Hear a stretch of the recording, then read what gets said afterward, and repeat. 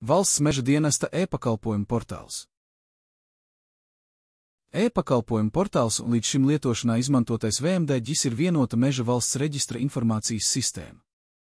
VMD-ģis ir tiešā piekļuve meža valsts reģistram, savukārt e-pakalpojumu portāls ir klientiem atvieglota versija. Portāls ir ērts un uzlabots veids, kā klientiem saņemt pakalpojumus elektroniski. Lai uzsāktu portāla lietošanu, nepieciešams pieslēgties ar portāla Latvija LV autentificēšanās rīkiem, piemēram, ID karti vai e-parakstu. Pēc veiksmīgas autentificēšanās portālā, lietotājiem tiek nodrošināta pilnīga piekļuve tā saturam. Pirmā sadaļa ir e-pakalpojumi, kur iespējams izvēlēties sev nepieciešamo e-pakalpojumu un uzsākt tā pieteikšanu tiešsaistē. Otrā sadaļa ir lietotāja profils, kas satur lietotāja kontaktinformāciju, pieprasītos pakalpojumus, izsniegtos un saņemtos pilnvarojumus, veiktos maksājumus, no sistēmas saņemtos paziņojumus, kā arī mednieka informāciju. Trešā sadaļa satur noderīgus rīkus, piemēram, karti, ciršanas apliecinājumu un paziņojumu informācijas pārbaudi, kā arī rīku, kas no ievadītajām koordinātām ļauj ģenerēt ģeotelpiskās informācijas failus vektordatu veidā. Lai skatītu e-pakalpojumu sarakstu, spiediet uz sadaļas nosaukumu vai izvēlēties kādu no jau piedāvātajiem pakalpojumiem sākuma lapā.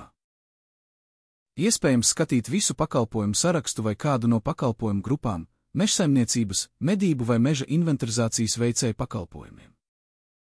Ja nepieciešams, pakalpojumu iespējams atrast meklēšanas laukā, ievadot tā nosaukumu vai kādu no pakalpojumu aprakstā esošajiem atslēgas vārdiem. Pakalpojumiem, kas jau ir pieejami e-pakalpojumu portālā, uzreiz ir iespējams aizpildīt elektroniskos pieteikumus.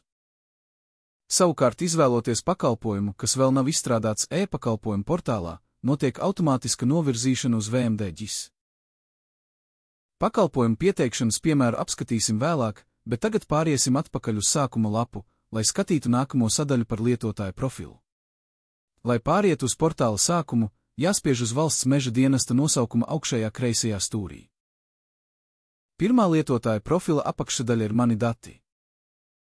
Apakšsadaļa Mani dati satur lietotāja personas datus un kontaktinformāciju, ko lietotājs var rediģēt. Lai izvēlētos citu apakšsadaļu, iespējams atgriezties sākumlapā vai kreisajā pusē izvēlēties kādu no pārējām apakšsadaļām. Apakšsadaļā Mednieka dati attēlojas informācija par personas mednieka un medību vadītāja apliecībām, mednieka sezonas kartēm un reģistrētajiem valsts nodevas atvieglojumiem mednieka sezonas kartes saņemšanai. Šeit lietotājiem iespējams pievienot vai izdzēst atvieglojumu. Lai pievienotu atvieglojumu, nepieciešams aizpildīt visus datu laukus, atvieglojumu veidu, apliecības numuru un izdevēja iestādi, izdošanas datumu, derīguma termiņu, kā arī augšupielādēt apliecības fototēlus. Apakšsadaļā Mani e-pakalpojumu pieejams viss lietotāja pieteikto pakalpojumu saraksts. Iespējams sekot līdzi pakalpojumu izpildes statusam. Iesniegts nozīmē, ka pakalpojuma elektroniskais pieteikums ir nonācis meža valsts reģistrā. Kamēr pakalpojums ir ar statusu iesniegts, to ir iespējams atcelt. Status procesā nozīmē, ka pakalpojuma pieteikums tiek izskatīts. Pabeigts nozīmē, ka ir pieņemts lēmums par pieteikto pakalpojumu vai sagatavota informācija, ja pakalpojums ir atskaites veidā. Pakalpojumu portālā radīta iespēja atcelt iesniegumus un pārskatus pirms par tiem uzsākta lēmuma pieņemšana. Ja pakalpojuma status ir atcelts, tas nozīmē, ka pakalpojumu iesniedzējs pakalpojumu pieteikumu ir atsaucis. Katram pakalpojumam iespējams skatīt tam piesaistītos paziņojumus, izvēloties paziņojumu saraksts. Pakalpojumiem iespējams lejupielādēt pakalpojumu pieteikumu saturu vai sagatavoto rezultātu, izvēloties lejupielādēt. Apakšsadaļā Maksājumi pieejami visi lietotāji veiktie valsts nodevas maksājumi par pakalpojumiem. Pie paziņojumiem uzkrājas visi lietotāji saņemtie paziņojumi. Ja tie nav nepieciešami, tos var dzēst. Pēdējā lietotāja profila apakšsadaļa ir pilnvaras. Lietotājiem ir iespējams izveidot pilnvarojumu strukturēto datu formā un pilnvarot kādu citu fizisku personu. Portālā reģistrētie pilnvarojumi piedāvā iespēju, kas mazina birokrātiju un var tikt izmantoti kā alternatīva notariāli apliecinātām pilnvarām.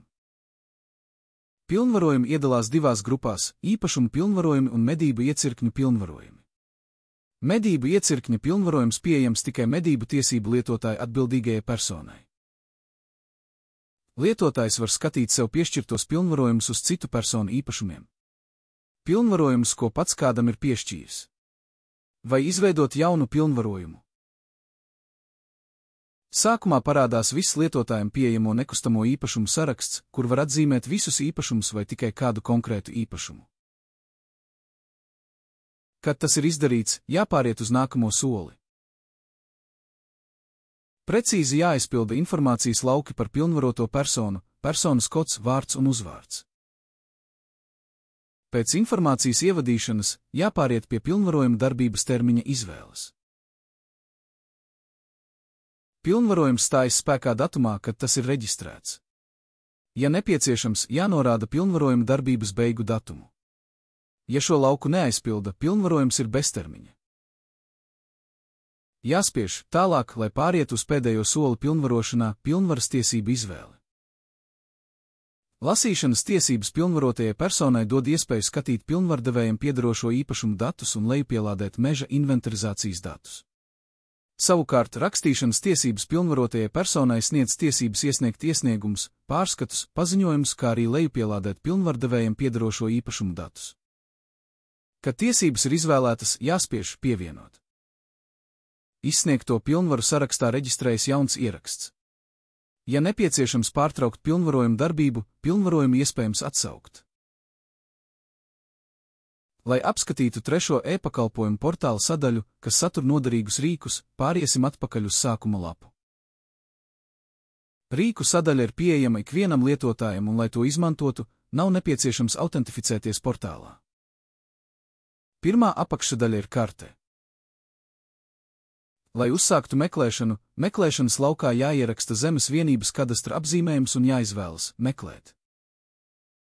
Kartes attēlojums automātiski pietuvinās meklētajai zemes vienībai. Lai mainītu kartes mērogu, jāizmanto kreisajā pusē esošās pietuvināšanas un attālināšanas pogas. Labajā augšējā stūrī iespējams norādīt sev vēlamo fona kartes veidu, topogrāfisko karti vai ortofoto karti, kas sniedz vizuāli precīzu teritorijas pārskatu. Kartē ir iespējams izvēlēties dažādus slāņus, kas ļauj lietotājiem skatīt tikai to informāciju, kas konkrētajā brīdī ir nepieciešama. Katrs slānis attēlo noteiktu datu veidu, piemēram, administratīvās teritorijas, autoceļus, nogabalus, mežaudžu plānus vai aizsargājamās teritorijas. Kartes slāņi sadalīti kopās, ko iespējams izvērst vai sakļaut, spiežot uz bultiņas. Lai skatītu kartes slāņus, jāpārliecinās, ka atstiņas poga ir aktīva. Lai paslēptu kādu kartes slāni, jāspiež uz atstiņas pogas, lai tā parādītos pārsvītrota. Kartē ir pieejami dažādi datu slāņu apzīmējumi, kas palīdz saprast, kāda veida informācija tiek attēlota. Katram slānim ir savs raksturīgais simbols vai krāsa, kas atvieglo orientēšanos kartē. Tālāk atgriezīsimies sākuma lapā, lai turpinātu rīku sadaļas apskati. E-pakalpojumu portālā iespējams uzzināt informāciju par zemes vienību. Ievadot zemes vienības kadastra apzīmējumu un meklējot to, var noskaidrot informāciju par zemes vienību. Tiek parādīta informācija par to, kurā administratīvajā teritorijā atrodas zemes vienība, tai piekritīgo virsmežniecību, mežniecību un apgaitu. Dodoties atpakaļ uz sākumu, iespējams apskatīt vēl dažus noderīgus rīkus, kā piemēram apliecinājumu informācijas pārbaudes rīku. Jāizvēlas ciršanas apliecinājuma informācijas pārbaude. Ievadot apliecinājuma numuru, iespējams atrast informāciju par atļauju koku ciršanai. Tiek parādīta informācija par apliecinājumu izsniegšanas datumu, derīguma termiņu, apliecinājumā iekļautajām cirsmām, cirtas izpildes veidu, izcērtamo platību, kvartāla un nogabala numuru, pircēja datiem, kā arī ziņas par apturēšanu. Iespējams skatīt koordinātas un lejupielādēt GeoJSON failu. Tāpat iespējams iegūt arī informāciju par paziņojumiem par koku ciršanu. Lai skatītu paziņojumu informāciju, jāizvēlas nākamā rīku apakšsadaļa. Ievadot paziņojumu par koku ciršanu numuru, iespējams atrast sekojošu informāciju. datumu, cirsmas numuru, darbības veidu, atzīmi par cirsmas pabeigšanu, plānoto ciršanas apjomu, kvartāla un nogabala numuru, kā arī izcērtamo platību. Iespējams skatīt arī koordinātas un lejupielādēt GeoJSON failu. Dodoties atpakaļ uz sākumu, iespējams atrast vēl vienu noderīgu rīku, kas no koordinātām ļauj ģenerēt failu, kas attēlo ģeotelpisko informāciju vektordatu veidā. Šo rīku var izmantot, lai ģenerētu cirsmas skici, kas nepieciešama koku ciršanas iesniegumam apliecinājumu saņemšanai. Nepieciešams ievadīt vismaz 3 punktus, lai varētu ģenerēt geometru. Pēc visu punktu ievadas jāspiež poga ģenerēt un sagatavotais fails lejupielādēsies datorā. Ja nepieciešams, ir iespējams dzēst kādu no pievienotajiem punktiem. Un tagad beidzot apskatīsim viena medniekiem un viena meža īpašniekiem paredzēta pakalpojumu pieteikšanu. Sāksim ar mednieka sezonas kartes pieteikšanu. Pēc pakalpojuma izvēles augšpusē parādās pakalpojuma nosaukums un neliels apraksts. Katrs pakalpojums ir sadalīts pieteikšanas soļos. Lai pakalpojumu saņēmējiem atvieglotu pakalpojumu pieteikšanas procesu, apakšā aprakstīti pakalpojumu pieteikšanas soļi. Izpildot kādu pakalpojumu soli pieteikumā, apraksta daļā tas iekrāsojas ar brūnu krāsu. Tāpat pieejamas arī video pamācības, ko iespējams skatīties vienlaicīgi ar pakalpojumu pieteikšanu. Pirmais posms mednieka sezonas kartes pieteikšanas pakalpojumā ir medību sezonas izvēle. Jāizvēlas kārtējā vai nākamā sezona. Pēc sezonas izvēles jāspiež poga tālāk. Ir iespējams piereģistrēt atvieglojumu valsts nodevai par mednieka sezonas karti.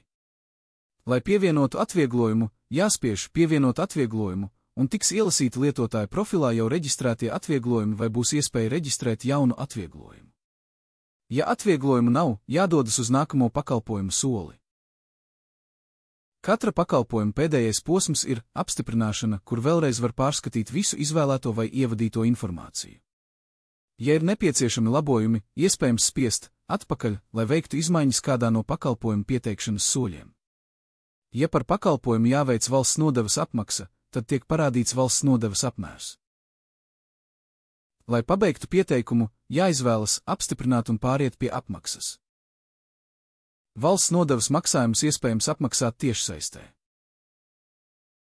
Jāizvēlas kāda no piedāvātajām internetbankām un jāveic maksājums. Pēc apmaksas veikšanas jāatgriežas pie pakalpojuma sniedzēja. Katram pakalpojumam ir iespējams novērtēt pakalpojumu pieteikšanas procesu un pievienot savu komentāru. Iegūtos rezultātus valsts meža dienests varēs izmantot savu sniegto pakalpojumu uzlabošanai un klientu apmierinātības ar pakalpojumiem noteikšanai. Pakalpojums veiksmīgi piereģistrējas sadaļā Mani e-pakalpojumi. Lai apskatītu vēl viena pakalpojuma pieteikšanas procesu, jāatgriežas uz sākumu. Izvēlēsimies meža inventarizācijas datu, nogabalu raksturojošo rādītāju sagatavošanu. Pakalpojumiem, kuros sākumā jāizvēlas nekustamais īpašums, iespējams izmantot ierakstu filtrēšanu. Ja meža īpašniekam ir daudz īpašumu, šādā veidā ir ērtāk atrast nepieciešamo. Īpašumus iespējams atlasīt pēc kāda no meklēšanas parametriem, īpašuma nosaukuma, kadastra numura, pagasta vai zemes vienības kadastra apzīmējuma. Pēc parametra izvēles jāizpilda datu lauks un jāveic datu atlase. Jāveic īpašuma izvēle un jāpāriet pie nākamā soļa. Var izvēlēties sagatavot datus par kādu konkrētu īpašumā esošo zemes vienību vai arī sagatavot datus par visu īpašumu. Jāspiež tālāk, lai pāriet uz apstiprināšanas soli. Pirms pakalpojuma pieteikuma iesniegšanas lietotājs var pārliecināties, vai pieprasītie dati ir atbilstoši vajadzībām, un izvēlēties, apstiprināt vai atgriezties atpakaļ un veikt izmaiņas. Nogabalu raksturojošo rādītāju atskaite tiek sagatavota un ir pieejama lejupielādē apakšadaļā Mani e-pakalpojumi. Lai pabeigtu darbu e-pakalpojumu portālā un izrakstītos no sistēmas, jāspiež uz savu vārda un uzvārda augšējā labajā stūrī un jāizvēlas iziet. E-pakalpojumu portāls ir būvēts tā, lai to būtu ērti lietot ne tikai datorā, bet arī citās ierīcēs, piemēram, telefonā un planšetē. Paldies par uzmanību! Lai saņemtu atbalstu e-pakalpojumu portālu lietošanā, sazinieties ar valsts meža dienestu, izmantojot atbalsta e-pastu.